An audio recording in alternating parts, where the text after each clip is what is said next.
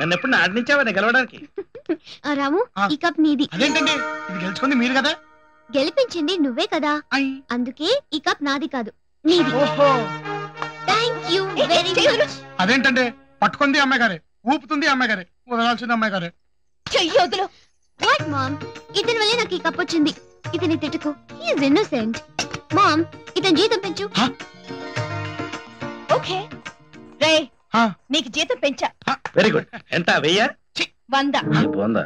ఏమన్నారు? బాగుందా అన్నాను. ఇది నాలాగా ఒరిజినల్ బంగారం కప్పేనా? కాదురా, పైన బంగారం పూత పోస్తారు. పూత? అదేరా, మీ అమ్మగారు పైనే పౌడర్లు స్నోలు పూసుకుంటారే అట్లా. 24 గంటలైంది నోరు తెరిసి. బాగా ధృతగుంటేను ఒక్క మాట మాట్లాడా. మళ్ళీ రేపు పొద్దుందాక ఒక్క మాట మాట్లాడితే ఒట్టు. ఎక్స్ట్రా వద్దు. సీతయ్య, సీతయ్య, సీతయ్య,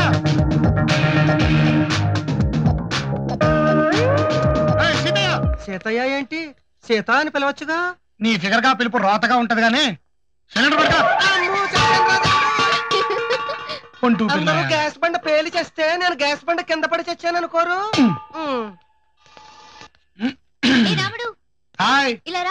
వస్తున్నానండి. ఏంటండి? ఏ జిమ్ లో ఎక్సర్సైజ్ చేసేవాడివి నువ్వు? జిమ్మా? ఏ నీది జిమ్ బాడీ కాదా? ఇది జిమ్ బాడీ కాదండి, మా అయ్యిచ్చిన బాడీ. అమ్మో, అయ్యిచ్చిన బాడీ ఇంత స్ట్రాంగ్ గా ఉందా? మైథిలి, మామ్ చూసావా రాముడిది ఎంత స్ట్రాంగ్ గా ఉందో? చేసిన ఎక్సర్సైజ్ చాలు, ముందు లోపలికెళ్ళు. ఓకే.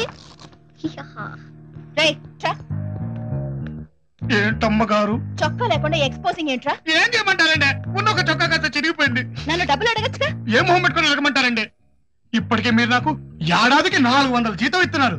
పర్వాలేదు, వెళ్ళి మన బట్టల షాప్ లో 4 జతలు తెచ్చు. అమ్మా, ఇట్టాయిలు మన బట్టల షాప్ లో బట్టలు తెచ్చుకోమంటారు, అట్టా నా జీతం మొత్తం కోసేస్తారు. నేను వెళ్ళను. లేదురా, వెళ్ళు, ఫ్రీగానే ఇస్తారు. అయ్యారు, ఏమైంది? ఎన్నాళ్ళైందిరా మీ అమ్మగారి నోట్లో ఫ్రీ అనే పదం ఇది. మీరు మోస్తారా? అంటే అన్నం తినేప్పుడు తప్ప ఇంకెప్పుడు ఈ నోరు తెరవకూడదా? ఆవలించేటప్పుడు తెరవచ్చు. ఆహా, ఎన్ని సదవకాశాలు ఇస్తున్నావు చాము. ఒరే వెళ్ళరా, మీ అమ్మగారు మనసు మార్చుకునే ముందే వెళ్ళి ఫ్రీ. వెళ్తానండి. ఇప్పుడు అయింది, అన్నిన తర్వాత ఒక్క నిమిషం కూడా ఆలస్యం చేయనని మీకు తెలుసు కదా. నమస్తే. ఒక్క నిమిషం. హలో, నమస్కారం. కూర్చో. అంటే వాడు పదవిలో ఉంటే నాకు పదవి అక్కర్లేదయ్యా. అరే, గవర్నమెంట్ ఉండాలో ఊడాలో వాడినే కనుక్కోండి. మళ్ళా మీరు ఫోన్ చేస్తే నాకు కనెక్ట్ చేయొద్దు. అది సంగతి. ఉంటాను. మిమ్మల్ని చూసి చాలా రోజులైందండి పరమేశ్వరరావు గారు. ఏంటి ఇలా వచ్చారు? నేను తోడొచ్చానండి, వచ్చింది మా ఆవిడే. ఏమా, ఏంటి? Any problem? మొన్న ఒక ఫంక్షన్ లో మీ అబ్బాయిని చూసానండి. మా మైథిలికి సరైన జోడి అనిపించింది. మీకు అప్లికేషన్ పెడదామని వచ్చాను. మా అబ్బాయి మీకు నచ్చాడు, బాగానే ఉంది. కానీ మీ అమ్మాయి మావాడికి నచ్చాలి కదా. మీకు ఆ డౌట్ అక్కర్లేదండి, పంపలేదు కానీ అందాల పోటీకి పంపిస్తే మా అమ్మాయి మిస్ ఇండియా. అచ్చా, మీది పవర్ ప్రాజెక్ట్ పెండింగ్ లో ఉందనుకుంటాను. అవునండి. మీరు వచ్చింది పవర్ ప్రాజెక్ట్ కోసం, అమ్మాయి కోసం? అది ఒక కారణం అనుకోండి. అదే అసలు కారణం. నేను ఫేస్ చూడమ్మా, కాదు చూస్తాను. మంచినీళ్ళు అడిగారని వర్కర్స్ ఫ్యాక్టరీలో కొట్టిస్తున్నాను, వాళ్ళంతా కలిసి ధర్నా చేస్తున్నారు అనుకుంటాను. ఈయనకి ఎలా తెలిసింది అనుకుంటున్నారా? పొలిటికల్ లీడర్ తన హెల్త్ కంటే ముందు పక్కవాడి హెల్త్ ఎలా ఉంది అని చూస్తాడు. తన వెల్త్ పక్కవాడి వెల్త్ కంటే ఎంత తగ్గిందో తెలుసుకుంటాడు. ఒక్క ముక్కలో చెప్పాలంటే శివుడికి 3 కళ్ళు అయితే మాకు 3000 కళ్ళు. కొత్త ఫ్యాక్టరీ సంగతి తర్వాత ఉన్న ఫ్యాక్టరీ ఊడిపోకుండా చూసుకోవమ్మా. అంటే మా ఆవిడ అడిగిన పవర్ ప్రాజెక్ట్ మీద ఆశ వదులుకోమంటారా? భగవంతుడు మనిషికి 100 ఏళ్ళు ఆయుషిస్తే వాటర్ మాకు 5 ఏళ్ళు ఆయుష్ ఇచ్చాడమ్మా. ఆ ప్రాజెక్ట్ కోసం 1000 మంది పోటీలో ఉన్నారు. మరి మా అమ్మాయి పెళ్లి విషయం? ప్రస్తుతం మా వాడు 20 కోట్లు పలుకుతున్నాడు. మీ ఆస్తి మొత్తం అమ్మినా వస్తామండి. ఈ కోపం ఫ్యాక్టరీ వర్కర్స్ మీద చూపించు. వెళ్ళమ్మా.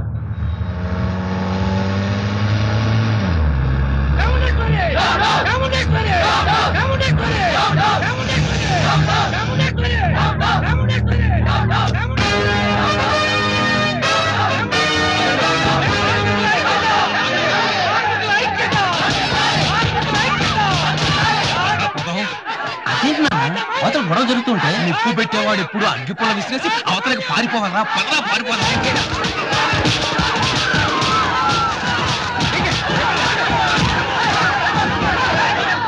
ధైర్యం రా నీకు?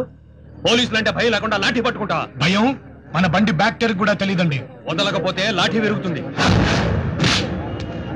ఇట్టాగా లాఠీ విరుస్తావా? వద్దు, బెల్ట్ తెగిపోద్ది.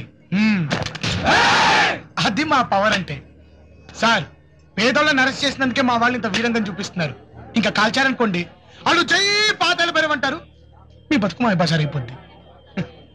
సార్, మా వాళ్ళతో నేను మాట్లాడతా గానీ నాకు ఛాన్స్ ఇవ్వండి. సరే. ఆగండి, నేను మీలాగే లేబర్ని, కొత్తగా డ్యూటీలో జాయిన్ అయ్యాను. నాకు అవకాశం ఇచ్చారనుకోండి, మీ మ్యాటర్ అమ్మగారితో మాట్లాడి సెటిల్ చేస్తాను. సరే గురు. అబ్బా అమ్మగారు, నీళ్లతో పోయేదాన్ని జైళ్ల దాకా తీసుకొచ్చారు. ఇంకాసేపు ఇలాగే ఊరుకుంటే ఆ పోలీస్ వచ్చిన వాళ్ళు ఫైరింగ్ అంటారు. 2-3 పోయారనుకోండి, రేపు పొద్దున అపోజిషన్ వాళ్ళు అసెంబ్లీలు అడుగుతారు. అంతే, దెబ్బతో మీ ఫ్యాక్టరీ మూత. మీకు ఇష్టమైనా ఇది? అది కాదురా, నా దగ్గర పనిచేసేవాళ్ళు నా మీదకి దాడి చేశారు. అబ్బా, కరికరిస్తే కాళ్ళు పట్టుకుంటారండి. అదే పేదోళ్ళ క్యారెక్టర్. ఓ ముఖ చెబుతా వింటారా? పేదోళ్ళు బంతిలాంటోళ్ళండి. అట్టా పిసికారనుకోండి మెత్త మెత్తగా ఉంటారు. నేలకేసి కొట్టారనుకోండి ఎగిరి మన నెత్తి మీద పడతారు. సరే, ఇప్పుడు ఏం చేయమంటావు? వాళ్ళు ఏం అడుగుతున్నారు? ఉద్యోగాలు. వాళ్ళు పనిచేయని రోజులకు జీతాలు అడుగుతున్నారు కదా. ఉద్యోగాలు మాత్రం ఇస్తానని చెప్పండి. మరి వాళ్ళు ఒప్పుకోద్దు? మీరు అనండి, నేను చెప్తాను. బ్రదర్స్, మేడం గారు మీకేదో చెప్పబోతున్నారు, జాగ్రత్తగా వినండి. మీరు పని చేయని రోజులకి మాత్రం జీతం ఇవ్వను, కానీ మీ ఉద్యోగాలు మాత్రం మీకు ఇచ్చేస్తాను. నాకు జిందాబాదులు కొడుతున్నారు. అదేనమ్మా పేదోడి క్యారెక్టర్ అంటే. సగం అన్న పెడితే చాలు, అది అడిగేదాకా జిందాబాద్ నడుస్తూనే ఉంటాడు. అరవండి బాబులు, అరవండి. పనిలో పని ఆ కేసులు కూడా ఎత్తిచ్చేస్తానని చెప్పండి. మీ మీదున్న కేసులను కూడా ఎత్తేస్తాను. మనసున్న దేవత చాముండేశ్వరి. మీ కాలనీకి మంచినీళ్ళు కూడా ఇప్పిస్తారు. అమ్మగారు, అమ్మగారు, అమ్మగారు. ఏదో నోరు జారిందండి. నీకు కూడా నోరు జారడం అలవాటే కదా, ఇస్తానని చెప్పేసి. రేపటి నుంచి మీ కాలనీకి నీళ్ళు వచ్చేలా చేయిస్తాను. అమ్మా, నువ్వు మోసపోతున్నావు. నువ్వేం చెప్పద్దు. ఏ నాడైనా ఇలా నాకు నువ్వు జిందాబాదులు కొట్టించావా? చూడమ్మా, నాది కలర్ బ్లాకే గానీ క్యారెక్టర్ బ్లాక్ కాదమ్మా. అవునవును, కలర్ లో కృష్ణుడివి, క్యారెక్టర్ లో నికృష్ణుడివి.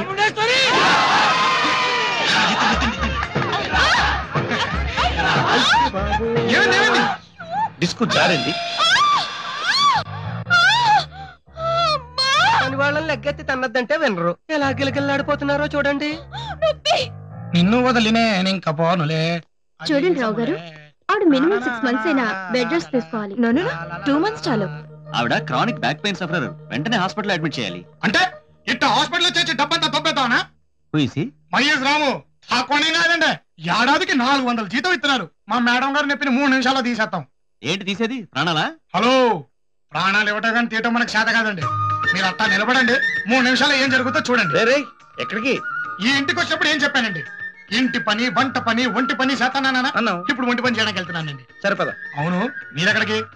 ఒకళ్ళకి ఒంటి వైద్యం జరిగేటప్పుడు ఇంకొకళ్ళ కంటితో చూడకూడదు. మీరు ఇక్కడే ఉండండి.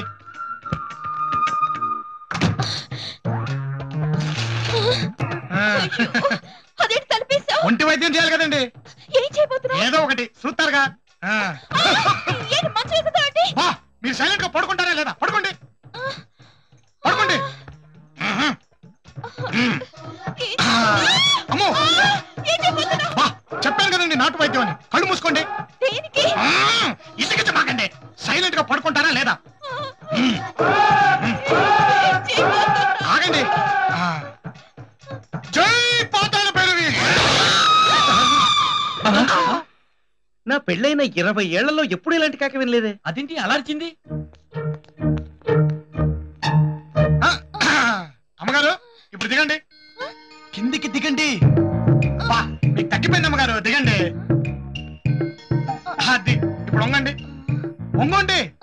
లేవండి, కూర్చోండి, మళ్ళీ లేవండి. అది సెట్ అయిపోయింది. ఇప్పుడు వెళ్ళి ఆ తలుపు తన్నండి. తనండి, తనండి.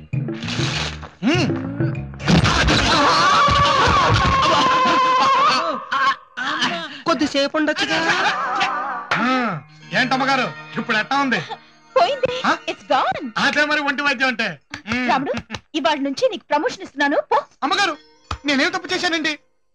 ప్రమోషన్ అంటే పని మనిషి నుంచి పెద్ద మనిషిని చేస్తున్నాను. అలాగా?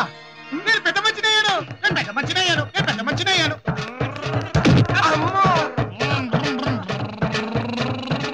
రేయ్, ఏమైందిరా? నేను పెద్ద మంచినయ్యానండి. కంగ్రాచులేషన్. నువ్వు పెద్ద మనిషి అవడం నీ బంధు. ఏమిటో రాము పెద్ద మనిషి అయిపోయాడు, నేను ఎప్పుడవుతానో ఏమిటో. నెక్స్ట్ జన్మకి ట్రై చేసుకో. అందుకే నాకు కోపం వచ్చేది. ముందు తొందరగా టిఫిన్ రెడీ చేయి, లేకపోతే అవతల అమ్మగారి కోపం వస్తుంది. రాము, ఏంటమ్మగారు? 5 సంవత్సరాలుగా ఏడిపిస్తున్న నొప్పిని తీసేసావురా. ఇదిగో ఈ 500 తీసుకో. అదేంటి అలా అరిచావు? అరవలేదండి, తలుచుకున్నాను. అమ్మగారు మీరు అన్నారనుకోండి, ఇట్టా మా ఊరెళ్ళి అట్టా మా తాత చేతిలో 500 పెట్టేసి ఎట్టా వెళ్ళని మళ్ళీ అట్టా వచ్చేస్తానండి. సర్లే వెళ్ళు. జై పాతాళ భైరవి. ఈ 500 తాతకి ఇస్తే. రాము, ఓ మా అమ్మ ఒట్టి కంజూస్. ఆ నడుము నొప్పికి లక్షలు ఖర్చు పెట్టింది ఇవాటి వరకు, కానీ నీకు మాత్రం 500 ఇచ్చింది. ఈ 5,000 మీ తాతకి నా గిఫ్ట్ గా ఇవ్వు. అయ్య బాబోయ్, మీ బాడీలోనే కాదండి, మీ హార్ట్ లో కూడా అందం ఉంది. దాన్ని ఏమంటారబ్బా? థ్యాంక్స్, ఉంటానండి.